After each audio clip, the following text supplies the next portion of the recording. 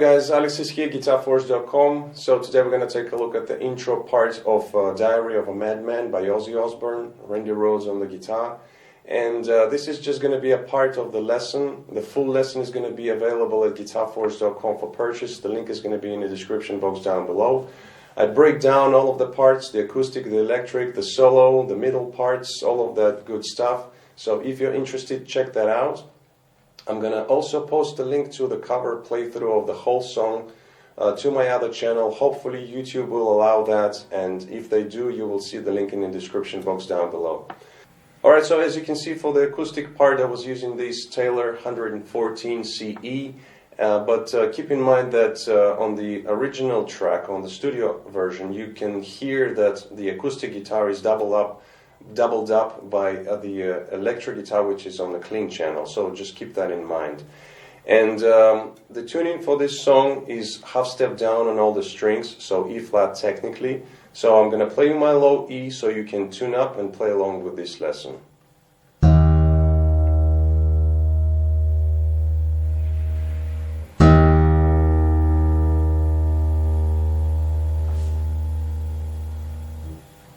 Alright, so without further ado, let's go for the close-up and start this lesson. Alright, so we're going to start off the lesson with the intro, and it's got kind of classical vibe to the whole thing. And basically we're just going to be playing some chords in the beginning, and the tonal center is going to be A primarily, but we're going to have a few other chords as well in that. But starts off with the first chord, which is A7 sharp 11. So it looks like this. So what we have here, the first few chords we're going to be playing against the A string open. Okay, and the pattern also is going to be the same for the first few chords. So we have this chord, like I said, A7 sharp 11. So we have A string open, then we have D on the 7th fret, G on the 6th, B on the 4th fret, and high E is open. And the pattern, the picking pattern is going to be like this. Basically we start off with the A string open, we go all the way up to the high E, then we go down up to the D string. So we have this. And also you let ring out all of the strings, all of the notes. So it goes up and down. From here we change to the next chord, which is going to be A6 sharp 11, and all we do is we simply change one note. So in this case, instead of pinky on the 7th fret on the D string, now we go to the second finger, which is going to be on the D string, 5th fret. The rest stays the same. Again, the same pattern. Then we change to A diminished 7, which looks like this. So here we have 4th fret on the D, 5 on G, 4 on B, high E, 5, and the A string is open. Again, same pattern, picking pattern. Then what we do, we move down the same shape, exactly the same shape, down 1 fret, right here. But the pinky, we're going to leave it on the 5th fret of the high E string, okay? And the same pattern again. So this is B minor 7 flat 5 chord with the A in the bass. Then we're going to change, we're going to go to next chord, which is A add 9, looks like this. So again, A string open, then on the D we have 2nd fret, G 4th fret, B 2nd fret, high E open. Same pattern. Then from here we're going to change it to A minor add 9, which looks like this. So here now we have 1st fret on the B string, and the rest of the fingers are in the same position as the previous chord. Again, same picking pattern. Now the next chord is going to be A minor add 9, but we're going to add the G note in the bass. And here the picking pattern is going to change slightly, so it's going to go. Okay, so we have low E first, then we go to G string, B, G, and then we go first string, second, third, and fourth. Like that. Next chord is going to be D minor add 9 with an F in the bass. Now I personally played like that with my thumb because I kind of got used to playing the chords, some of the chords with my thumb, and it's easier for me to switch from this position right here to to using the thumb on the first fret of the low E string. You can do it like this, obviously, So here we have first fret on the low E, then we have second on the G, third on the B, and the high E string is open. And the pattern is going to be exactly the same as we did for the previous chord. So again, like that. So we have D string open here. And then the next chord is going to be E add 9. So it looks like this. We have second fret on A, fourth fret on D, and first fret on the G string. Now here, picking pattern is going to go like this. We're going to be doing it kind of in thirds, playing 3 notes. So we start off with the low E, A, and D strings, while keeping the chord like that. Then we go back to, actually we go up to the A string, and we're going to be playing again 3 strings up. So we have A, D, and G. Then the same pattern occurs, so we have the D, G, and the B. And, it goes as follows.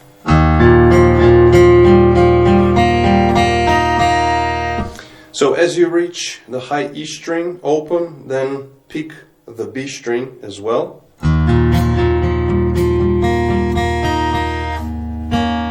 And then we finish it off with this double stop, which is third fret on the B and fourth on the G string, while the rest of the strings of the notes it can ring out as well. So that's the picking pattern for this last chord, and that's basically the first part of the intro. So now I'm going to play all of the chords and the picking pattern all together, so you can see how it changes and how it goes. So slowly it's going to be like this. Now also one more thing to keep in mind: if you listen to the original track, Randy is starting off, he's using this dynamics and tempo, change of the tempo. So he would start the first chord slowly, but then when he changes to the next one and using the other chords as well, he speeds up a little bit. So he goes.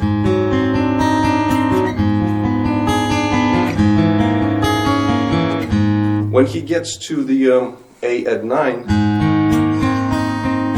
again he slows down a little bit. This is kind of classical vibe, classical way of playing the music like that. Not necessarily only classical, but just to give that change of the tempo. So just listen carefully when he speeds up and slows down, and you can follow the same. I'm going to play the whole intro just one speed, so you can see how I just change the positions of the chords. So slowly it's going to be like this.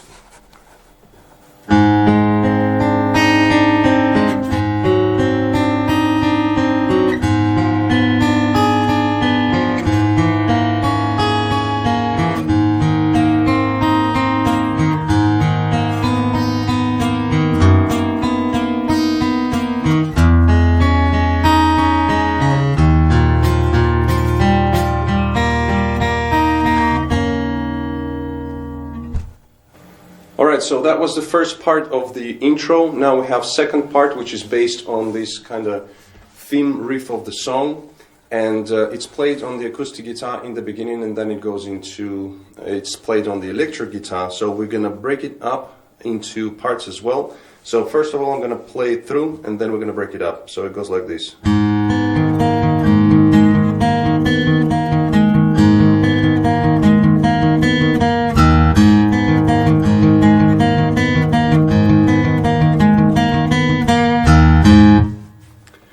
Okay, so we have kind of two parts here. Now, first of all, I'm gonna talk a little bit about the positioning of the hand, of the fingers of your fretting hand. So basically we have, again, it's kind of played, the riff is based around the A center. So what you want to do is you want to place your finger kind of fretting the A power chord, like that. And then we're going to be manipulating these two fingers, the pinky and the third finger, the ring finger. And you want to lay down on the G string, and the frets that we're going to be using are going to be 5, 4, and 2. Now the riff itself is kind of the classical vibe as well, where we have kind of a pedal note here, which is going to be the 2nd fret on the D string. So the rest of the notes that we're going to be playing it against that note. And also the A is going to be sort of like a tonal center. So what we do here, we start off with the A open, then we go to the G string on the 5th fret, and when we play these notes, we're going to be alternating them with the 2nd fret on the D string. So we have, so as you can see, I'm playing 5th fret on the G, then I play D string. Then I lift up the pinky and we have 4th fret of the G string. And again playing against the D string on the 2nd fret. Now from here, again we pick the A string as a tonal center. And then we're going to be playing. So as you can see, again, everything is changing. We're alternating the notes that we play on the G string against, we alternate that with the E notes, which is on the D string 2nd fret. So we have 2nd fret G, D string, 4th fret G, 2nd fret D, and so on and so forth. I'm sure you can see it in the tablature, and also, you know, just try to get the melody inside your head, and once you do it a couple of times, you know, then it becomes easier. Just watch out for a few places, a couple of places where we where we play the A string open. So I'm going to play the first part slowly. It goes like this.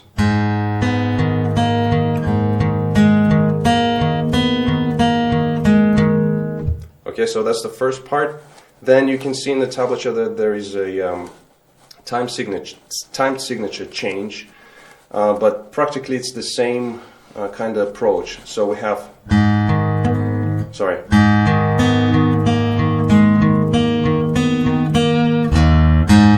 So as you play the last note, that 4th fret on the G string, it's an 8th note, so it's a little bit longer, and you can add some vibrato.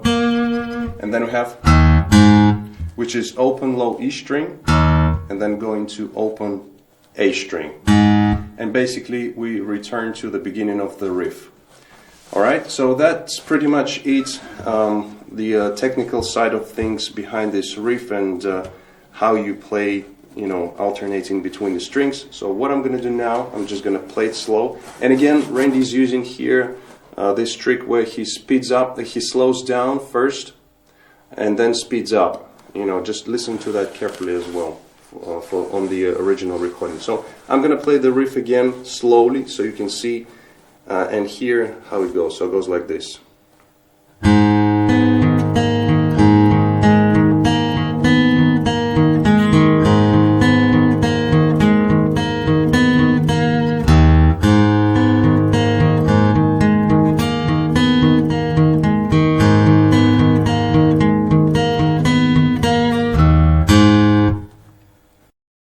Alright guys, so that was it for this part. If you would like to continue and learn the whole song, the link is going to be in the description box down below.